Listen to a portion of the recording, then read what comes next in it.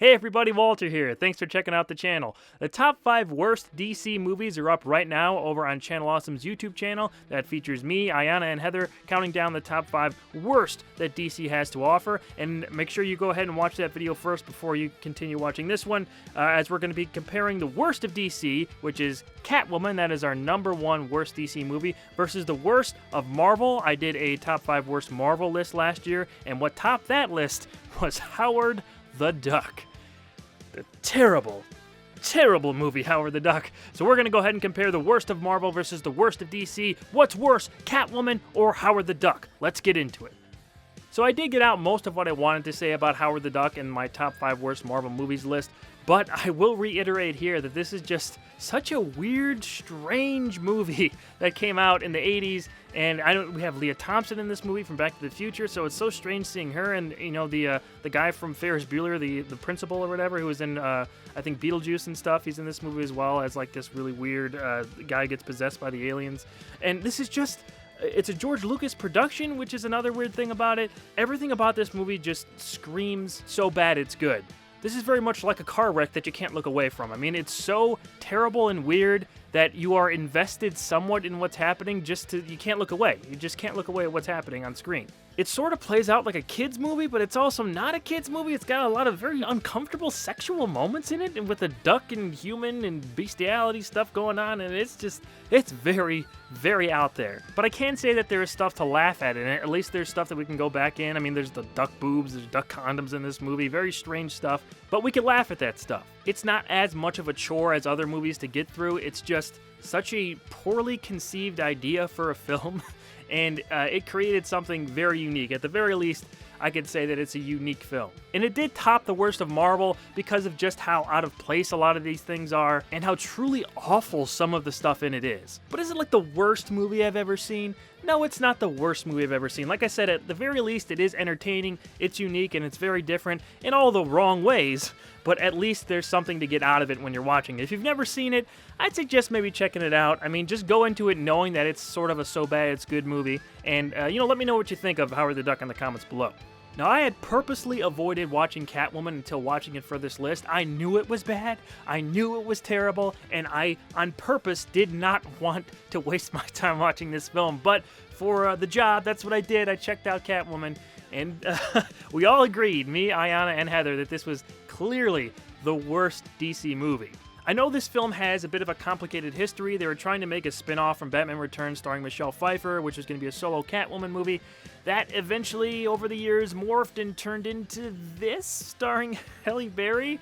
And they couldn't even use Selena Kyle. I know that one of the writers has gone on Twitter or social media somewhere and said that they didn't even have the rights to Selena Kyle. So it was a very awkward situation for them to be in creating the film in the first place. And this came out in 2004. The very next year, Batman Begins sort of redefined superhero movies and, obviously The Dark Knight a few years after that. So this was kind of the last remnant of that Daredevil area of movies that came out in the early 2000s that were either really good, like Spider-Man and some of the X-Men movies, or really bad, like this and Daredevil and Elektra.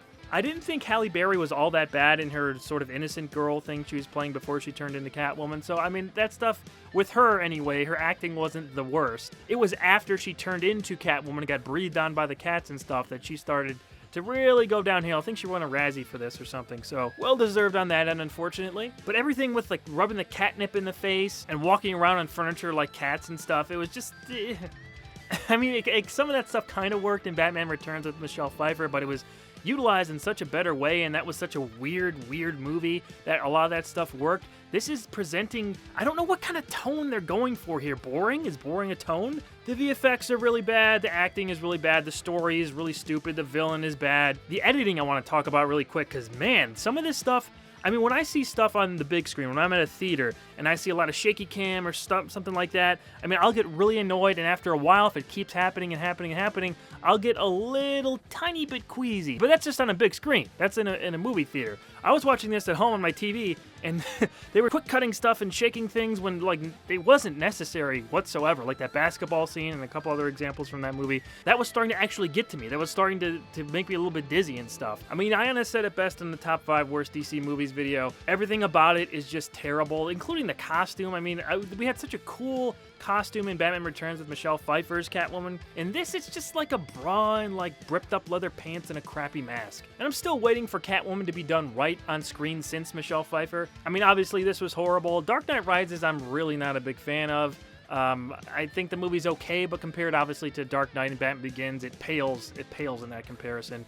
And I didn't really like Anne Hathaway that much as Selena Kyle Catwoman in that movie. At least she kind of got a little bit closer to, you know, who the character is supposed to be, but I wasn't really into that interpretation either. So I'm still waiting for a modern great Catwoman, or just bring Michelle Pfeiffer back. I'm sure she'd still do it. I'm sure we'd all appreciate that. But bottom line is, Catwoman was absolutely everything I thought it was going to be. It was so tough to get through. By the end, it just felt like a gigantic waste of time, and I got nothing out of this whatsoever. It was very predictable in terms of, like I said, what I was expecting going into it, and I'm glad I avoided it until now.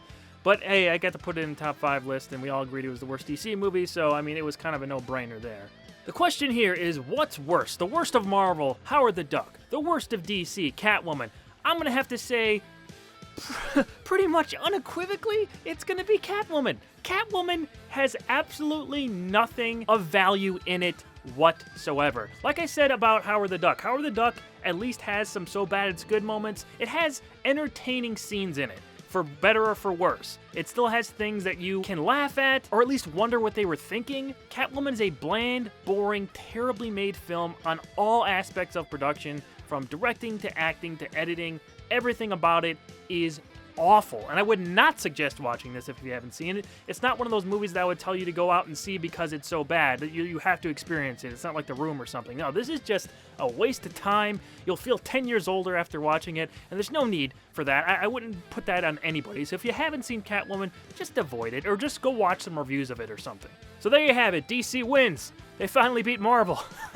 Even when DC wins, they lose, it seems, in the movie department nowadays. But like I mentioned before, if you haven't checked out the top 5 worst DC movies, that is up right now on Channel Awesome with me, Ayan, and Heather. So go ahead and check that out. I'll be back right here next week with the best of DC versus the best of Marvel, which, if you've seen my top 5 best Marvel movies list, the one I picked for the number 1 spot was Logan. Kind of surprised me, but that's what I put at number 1. So whatever we decide, me, Ayan, and Heather together, what is the best DC movie, that is going to be going up against Logan next week right here in another Versus video on the channel. Make sure you check back here on Thursday because my long-awaited top 5 favorite movies is going up. I reached 5,000 followers on Twitter a couple months back before the whole Where's Walter thing. So this video has been a long time in the making, but I hope you check it out. I have a lot to say about that. I worked really hard on that video, so go ahead and check it out when it comes out on Thursday. But until then, go ahead and check out the influx of videos that I've been putting up over the last couple weeks. Hope you enjoy them, and I'll see you guys later.